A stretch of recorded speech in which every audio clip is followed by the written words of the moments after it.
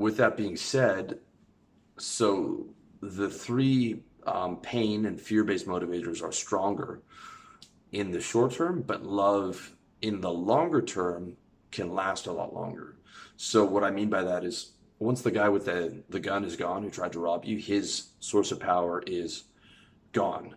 Um, Whereas you can love a girl that you met when you were 15 into your 30s and you can still think about her. It's a less powerful motivator, but it's more consistent. And don't get me wrong, love is still a massive motivator.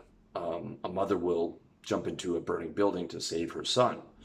Um, and, people love Christ 2,000 years after he's passed. A billion people are still worshiping him. But the reason it's less powerful is, most of those people don't, um, spend the bulk of their day um, praying and worshiping. They spend the bulk of their day eating, sleeping, grooming, going after money, going after sex. I live in a Christian country now, and I still see I'm one of the only people, or the only person I see that gives money to homeless people. Okay, even though everyone in the country would consider themselves Christian, but they'll go to church once a week, and for them that's enough, and they'll love Christ, but you know the gun to the head is still stronger. They're still more worried about what the government would do, or what a mafia would do. Okay, but it is a powerful long-term motivator. I'll give you a perfect example. Would be Stalin. When during his time, everyone was terrified of him, and worship was not allowed. People put their belief system and their Christianity underground. Okay, but that love of Christ wasn't strong enough for them to openly be Christian and be willing to be thrown into jail. Their actions showed that they were more motivated than by Stalin's use of force than they were by utilizing Christ as an example and be willing to suffer in the flesh for it. Not to say all people, some people certainly did, but the vast majority of people didn't.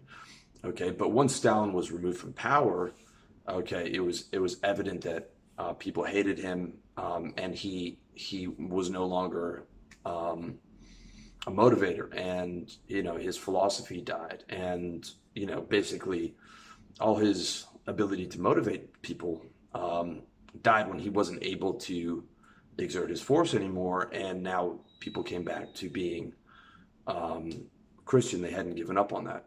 So in a way, love is the fourth most powerful motivator, but it is still very powerful, and over a longer, it's sort of like, fear is like a hot boil, but love is kind of a simmer that will last longer, and can motivate people over a longer period of time. It's just rare where it's able to motivate people past greater than money, shame, force combined. Okay, so I hope you found this useful. These were uncomfortable revelations for me to realize, and uncomfortable to realize that they apply to myself as well, because I try and think of myself as a good person, but realizing that I operate like everyone else in a lot of ways from fear of force, fear of shame, fear of not having money, all these things. So, and I'm sort of talking about motivations in like, I guess a social or human sense. Obviously, like you've got motivations to be healthy and all these things, which maybe aren't defined on these four characteristics, but that was sort of an uncomfortable revelation. But I realized, and once I realized that, I realized, hey, you know what? How do I use this to my advantage? Well, make sure that the people I'm paid with are, or that I'm making money with, are getting paid well, knowing that that's their primary motivator. Also being able to accurately predict people's behavior, as opposed to 10 years ago being upset, if certain things, you expect loyalty, but you realize loyalty is like love, and that's the fourth motivator, right? And also being able to recognize that the kind of success and the kind of things that you want means being willing to do things that other people don't do. So it means being willing to absorb more shame than the average person was. You know, it's shameful, you know, to call 100 people a day.